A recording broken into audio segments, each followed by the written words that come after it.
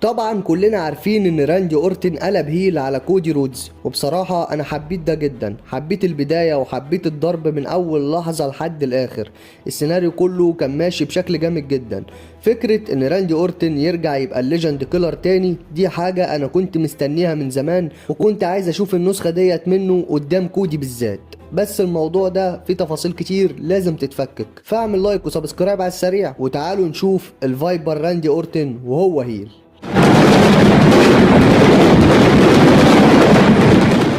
راندي هو بيقلب هيل وبيبدأ يرجع لنغمة الأصوات اللي في دماغه، وكمان التحول نفسه قدام كودي، والأهم بقى كل اللي وصلنا للحظة ديت. لأن لو ركزت هتلاقي إن تحول راندي أورتن كان باين قدامنا من بدري جدا، بس إحنا اللي ما كناش واخدين بالنا. نرجع بقى لسيجمنت عرض سماك داون، اللحظة اللي راندي هجم فيها على كودي. أول جملة قالها كانت أنا محتاج ده. راندي مضى العقد، بص على لوجو ريسل مانيا وقال له كودي انه لازم يكسب، لازم ياخد البطولة، لازم يوصل لريسل مانيا. وقال جملة مهمة جدا، قال المفروض الموضوع ما كانش يبقى صعب، كان المفروض يبقى سهل.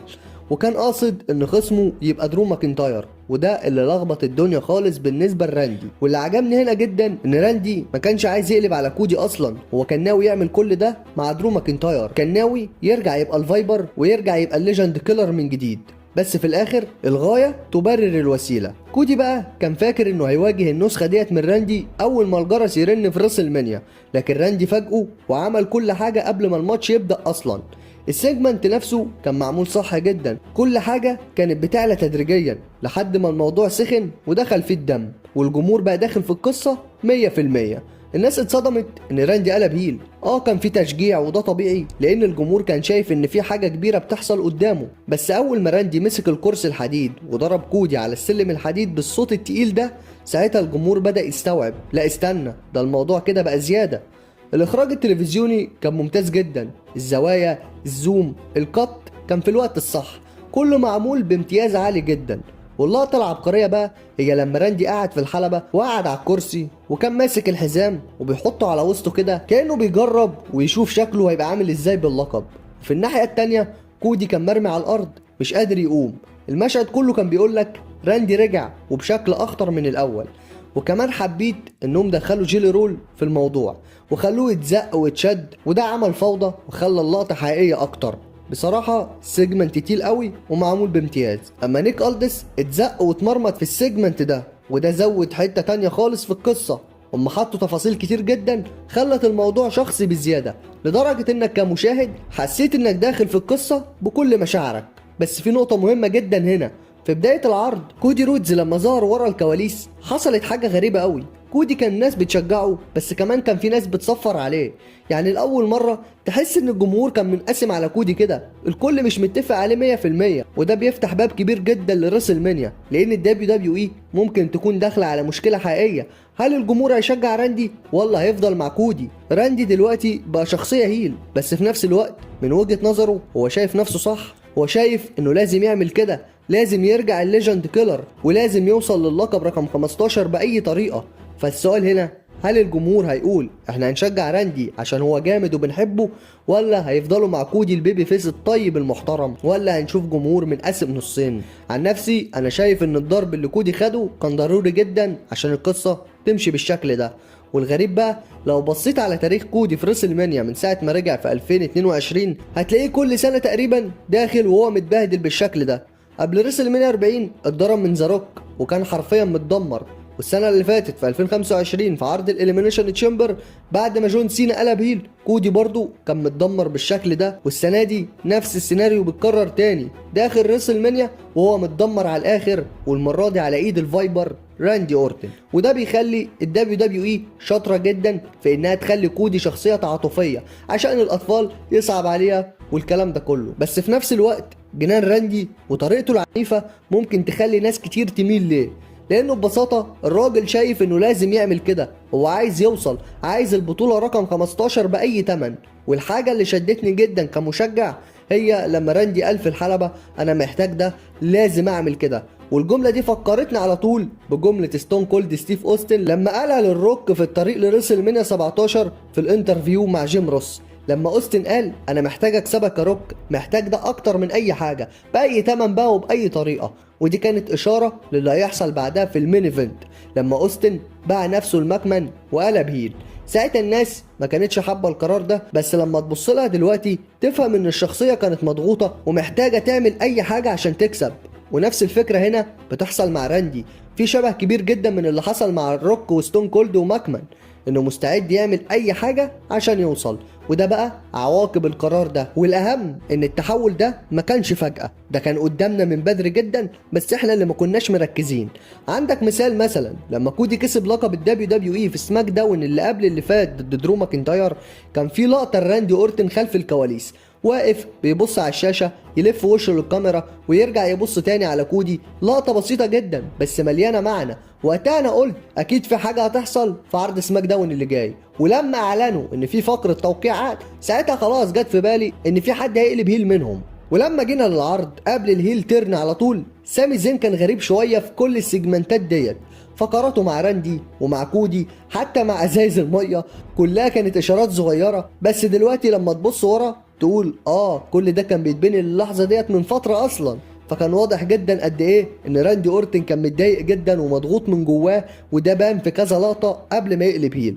انت شفت في خلف الكواليس في عرض سماك داون لما كان اورتن بيتكلم مع سامي زين وقال له اسمع لاصواتك يا سامي، اسمع للاصوات. وسامي ساله سؤال مهم جدا، قال له ازاي انت بتبقى مرتاح كده بكل اللي انت عملته في السنين اللي فاتت؟ راندي رد بجمله تلخص شخصيته كلها، وهي ساعات لازم تبقى اناني يا سامي.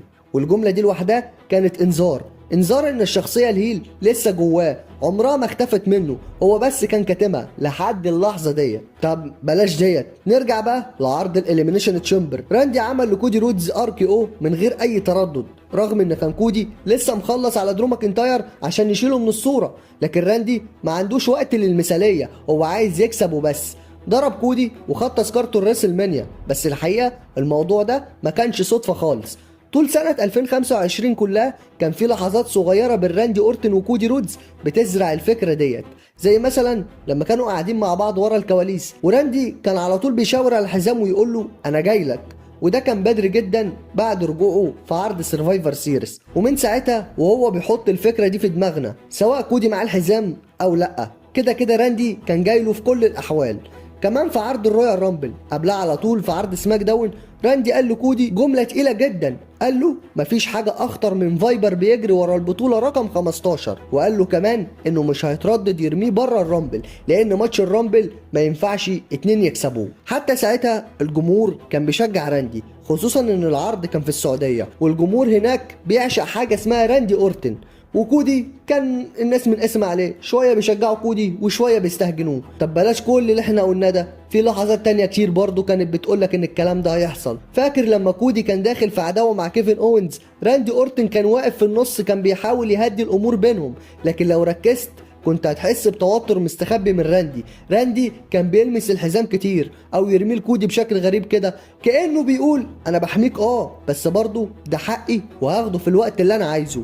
وفي مواقف تانية كتير برضو، عندك كودي كان بيلف ظهره وراندي يبص له على الحزام بنظرة كلها طمع، وكان واضح جدا ان الحزام عمره ما خرج من دماغه. وفي شهر 3 السنة اللي فاتت قبل ريسل مانيا، كودي كان داخل على ماتش مع جون سينا، وراندي دخل قال له في وشه هبص في عينك واقول لك ان انا جاي للحزام ده. بصراحة كده مواجهة كانت مباشرة جدا.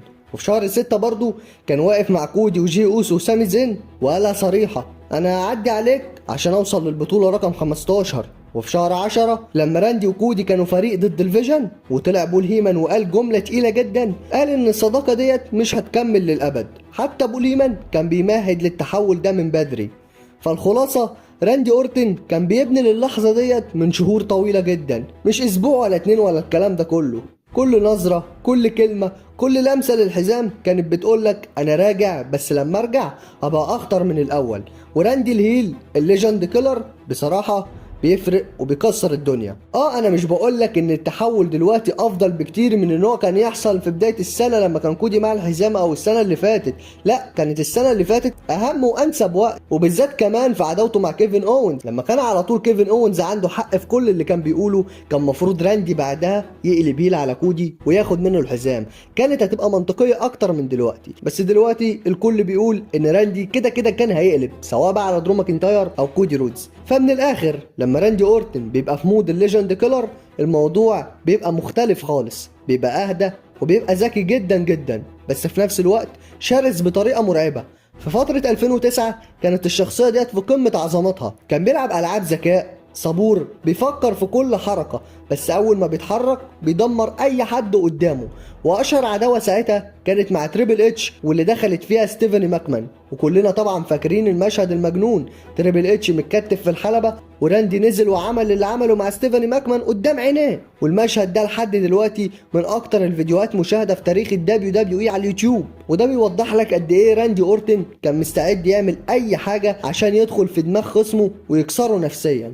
وكمان عداوته مع الاندرتيكر قبل كده كان بيولع في حاجات ويعمل جنان، ومع ميك فولي كان بيدمره حرفيا ويرميه على السلالم، وكمان وصل انه يهاجم هالك هوجن. يعني باختصار راندي وقتها كان وحش حقيقي.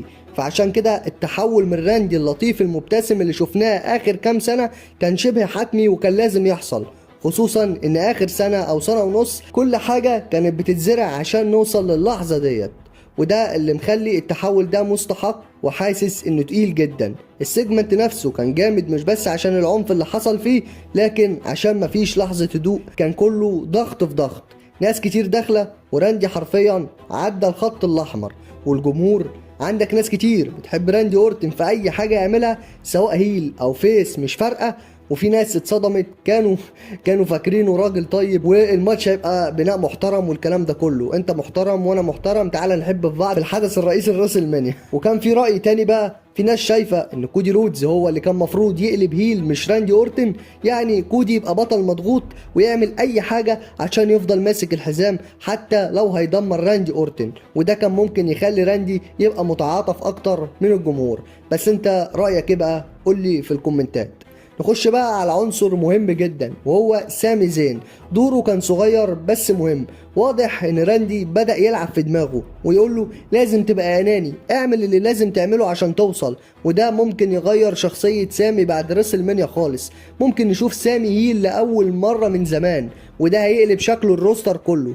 طيب السيناريوهات اللي ممكن تحصل بقى ايه؟ بص، لو كودي كسب في ريسل مانيا يبقى ثبت انه قدر يعدي كل الصعوبات وهزم صديقه ومعلمه وانتصر الخير على الشر. ده براعم الايمان ده بقى انت عارفها، عشان ده لو حصل يبقى انت اكنك ما عملتش اي حاجه خالص. ما ينفعش انت خلاص قلبت راندي هيل، يبقى لازم يكسب ويعمل فتره محترمه باللقب، يعمل فتره مجرمه باللقب. هيبقى عندك متعه حقيقيه لو راندي كسب، هيبقى عندك بطل هيل مرعب شرس خطير صعب حد يقدر عليه، ويرجعك لاحساس 2009 ويقرب من رقم جون سينا. ومش بس كده، هتفتح ماتشات جديده وخصوم جداد بدل اللي كان بيحصل مع كودي رودز. ساعتها الروستر كله هيتغير. هتقول لي ده ما سينا كان بطل هيل، ايه اللي حصل؟ هقول لك بقى، سينا لما كان بطل هيل كنت انت حاسس انه ممكن يخسر في اي وقت، لكن راندي لا، النسخه ديت منه مستعده تعمل اي حاجه عشان تفضل بطل. وده هيخلي قصه كودي بعد كده اهم، هيخليك تقول كودي لو خسر ازاي هيرجع، ازاي شخصيته هتتغير، لان من اكبر الانتقادات عليه ان هو الولد المثالي بزياده، ان هو الجولدن بوي بجد. وفي الاخر اجمد حاجه في التحول ده ان كل الاشارات كانت موجوده من زمان، سواء الدبليو دبليو اي كانت قصد او لا، وده خلى القصه تبقى اقوى بكتير، خصوصا مع تاريخهم سوا كفريق واصحاب وايام الليجاسي والكلام ده كله. بس السؤال الكبير بقى دلوقتي، هل الدبليو دبليو اي بوظت شخصيه كودي شويه خصوصا مع صيحات الاستهجان اللي بقى ياخدها، ولا ده جزء من تطور الشخصيه والكلام ده بالنسبه لعمك بخه اللي ما بقاش يفهم اي حاجه وبقى دماغه ساحت على الاخر؟ قول لي رايك في الكومنتات. وبس كده، ده كان كل الكلام اللي يلخص ليه راندي اورتن قلب هيل على كودي رودز. فلو وصلت لحد هنا ما تنساش انك تعمل لايك للفيديو وتشترك في القناه لو انت لسه ما اشتركتش، وفعل زر الجرس الاولى وكل عشان يوصلك كل جديد. وبس كده خلص الكلام، واحلى سلام على جيش راس الاسلام.